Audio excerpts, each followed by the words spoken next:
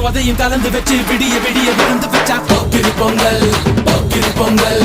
இடுப்பு எலும்ப ஒடிச்சு வச்சு அடுப்பில்லாம எறிய வச்சா போக்கிரி பொங்கல் போக்கிரி பொங்கல்.